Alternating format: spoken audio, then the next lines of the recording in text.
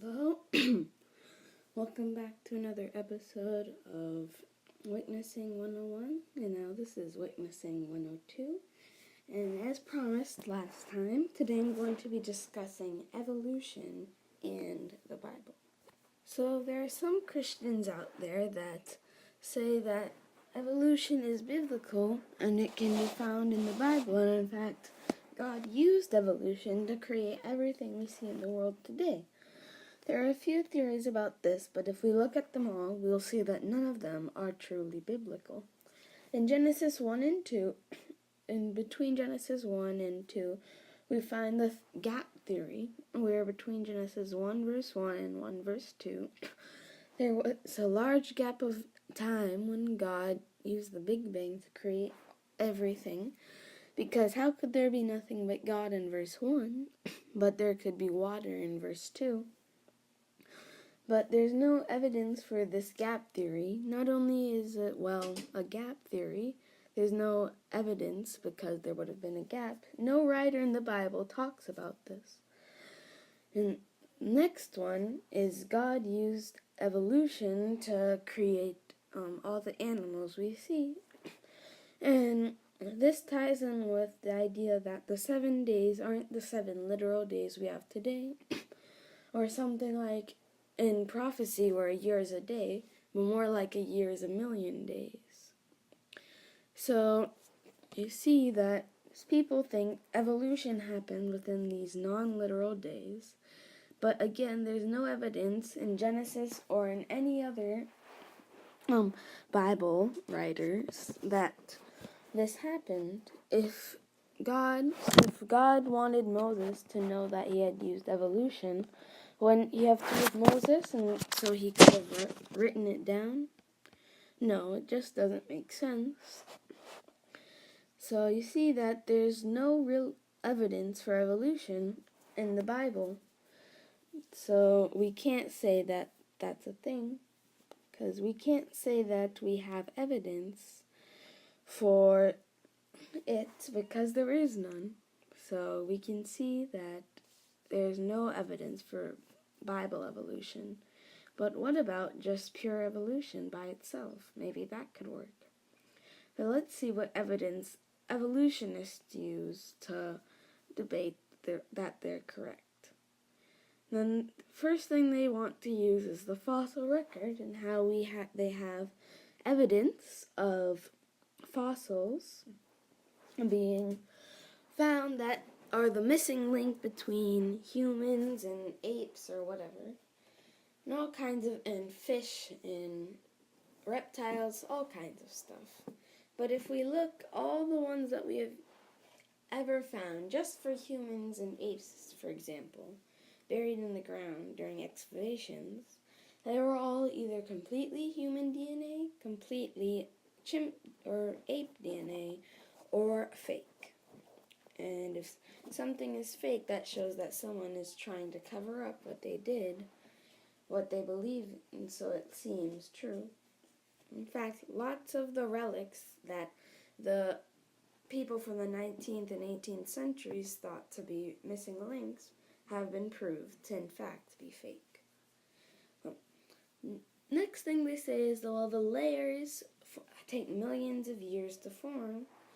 The layers you can see in things like sedimentary rock in places like the Grand Canyon. They say this must have taken years to form, and then millions of years to form, and then millions of years to be eroded away. But you can see that these layers are not millions of years old, however, because not specifically in the Grand Canyon, but in other historical sites we can see petrified trees in cliff faces. They say, these trees were millions of years. If these trees formed in millions of years of dust and things, that's not realistic because they would rot and fall down. Trees can't just stay that way for millions of years, and the only way for a tree to get petrified is for it to be completely covered in soil and sediment. Otherwise, the top will fall over and rot, and the bottom might sediment, but these whole trees are sedimented, so the layers that we see could not be millions of years as we see. Next thing they tried to use as well, it must be millions of years because we have carbon dating. There's this element called carbon-14, I believe, and it's created when solar wind from the sun hits the earth. And this solar wind is very element rich, and when it hits the atmosphere, those elements form a chemical reaction and it creates carbon-14, which is a radioactive element. Don't be scared because it's a very, very minuscule amount. But sometimes, however, this carbon decides to hook up with oxygen, as carbon likes to do. And that becomes radioactive carbon dioxide. But again, this is even smaller than the amount of carbon dioxide, which is already less than 1%. So this radioactive carbon dioxide is breathed into plants, and all plants pretty much have it. And these plants, when they die, they have it in them still, and it has a very long half-life, which is how long it takes for half of it to decay. It's about not as long as some other radioactive elements, which practically last forever, or 1 billion years, which is pretty much forever to us. But it has a half-life of around 3,000 years. So they date it, and they find very, very minuscule amounts of carbon-14. They're like, wow, this must be really, really old. There's 2 problems with that. One, after it has a few half-lives, so like say a plant dies, or an animal that eats a plant dies, they have carbon-14 in them. And so it decays, doing its thing, and then it becomes a half, then a fourth, then a 16, then a 32nd, and then after that it kind of becomes hard to measure. And that only goes up till about around 10,000 years. So how are they saying that dating this is millions of years old? Another thing, they decided that the ratio of carbon dioxide decaying to carbon dioxide forming is actually not constant. It takes about 20,000 years, some scientists figured out, if there was a brand new Earth circling around the sun, with the same composition and everything, brand new, no carbon-14, then it would take about 20,000 years to equalize. Like, imagine I have a hose, and I'm like, here, pour this water in put this hose on this barrel and keep it there till it fills up. But I have drilled holes in the barrel. And there's a mathematical state where the water you're putting in will equal the water that the holes are draining out. This is called equilibrium, and it's pretty easy to find on a mathematical scale. So these scientists did their calculations and figured out it would take 20,000 years about. But they're like, well, we don't have to worry because we know for sure the Earth is at least 20,000 years. But it finds out, recent studies showed, no, the Earth hasn't reached equilibrium and won't for about another 10,000 years, or at least 6,000 years. It's still more carbon-14 being formed than is decaying. Eventually, the sun and Earth will balance out and it'll stay that way. But for now, that's not how it is. And so, assuming, even though equilibrium has been reached, is basically saying that you know that it's already happened, but you don't. So these people are assuming that they were right when in fact they were wrong. And then another thing about carbon dating is, well, if the Earth hasn't reached equilibrium, well then we can't carbon date anything. Because carbon dating assumes that there is the same amount of carbon-14 in the atmosphere than today as that long time ago. And if it's still growing more, then we can assume that going back there was a lot less, And if we see that there was a lot less, then we could explain the minuscule. Because if you start out with 1/30, if you say you just start out with 1/4 of what we have today, well then you're around 6,000 years behind us. So they would assume that it's 6,000 years old, when in fact you can see that it's only about they would assume that it's about 6,000 years old, when in fact it's only about 3,000 years old.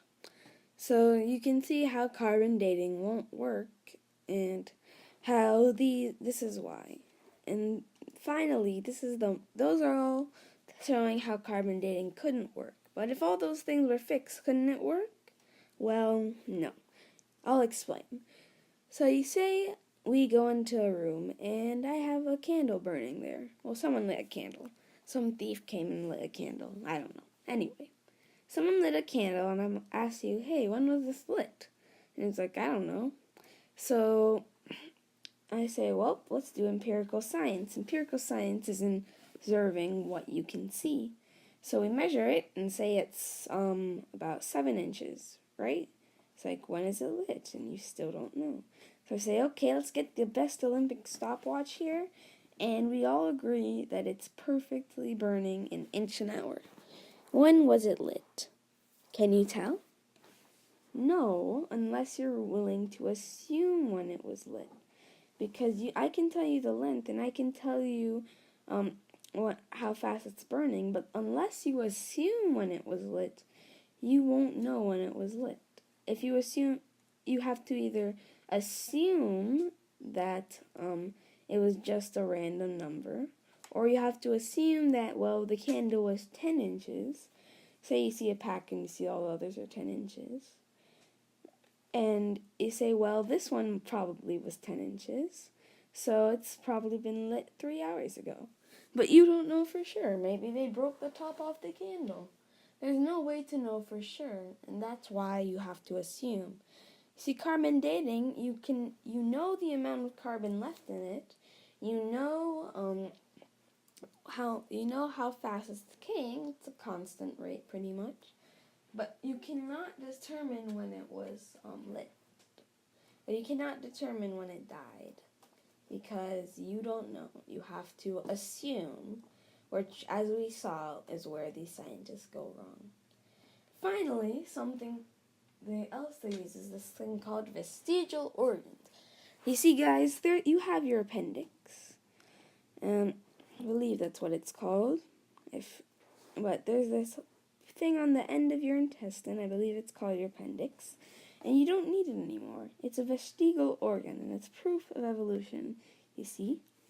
Well, that's not really true, because the appendix is very essential to human immune system. You can live without it, sure, but it makes you quite a bit more prone, I should say, to certain diseases. I mean, you can live without your arms and your legs, your nose, your ears, and your mouth. It doesn't mean you don't need them.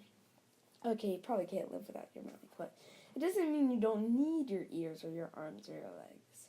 You still need them to live your life to the best. And second of all, that's pretty much the opposite of evolution.